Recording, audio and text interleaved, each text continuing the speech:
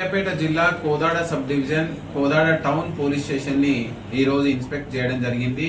సిబ్బందితోటి అందరితోటి మనం వాళ్ళతోటి మాట్లాడడం జరిగింది. వాళ్ళ యొక్క సమస్యలు, వాళ్ళ యొక్క పనితీరు, వాళ్ళు చేసేటువంటి పని, ఇంకా వృత్తి నైపుణ్యాన్ని ఏ విధంగా పెంపొందించుకోవాలనేటువంటిది సూచించడం జరిగింది.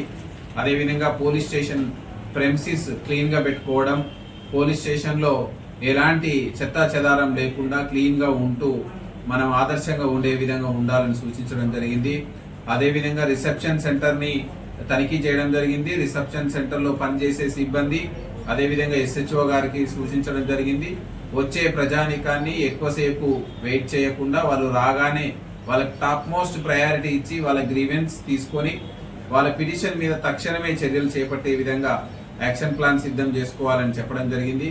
అదేవిధంగా ప్రధానంగా ఈ 3 సంవత్సరాల్లో 24, 25, 26 సంవత్సరంలో ఈ పోలీస్ స్టేషన్ పరిధిలో ఏ నేరాలు అయినాయి, ఆ నేరాల్లో పాల్గొన్న వ్యక్తులపైన ఎలాంటి నిఘా ఉంటుంది, హిస్టరీ షీట్స్ ఉన్నాయా, ఆ హిస్టరీ షీట్స్ ఉన్న వ్యక్తులను నెలవారీ ఏ విధంగా తనిఖీ చేస్తున్నారు, ఈ యొక్క హిస్టరీ షీట్స్ ఉన్నటువంటి వ్యక్తుల మీద క్షుణ్ణంగా నిఘా పెట్టి వాళ్ళు చేసే పనుల మీద క్షుణ్ణమైనటువంటి నిఘా పెట్టమని చెప్పడం జరిగింది. అదేవిధంగా సైబర్ నేరాలు, గాంజాయి లాంటి తీవ్రమైనటువంటి నేరాలకు ఎట్టి పరిస్థితుల్లోనూ తావు లేకుండా కఠినంగా చర్యలు తీసుకోవాలి. గంజాయిని ట్రాన్స్పోర్ట్ చేసినా, వాడినా, అమ్మినా చట్టరీత్యా చర్యలు తీసుకోవడం జరుగుతుంది. చిన్న క్వాంటిటీ నుంచి పెద్ద క్వాంటిటీ వరకు ఏ క్వాంటిటీ దొరికినా కానీ నేరం నమోదు చేసి వాళ్ళని యాక్షన్ తీసుకోవాలని చెప్పడం జరిగింది.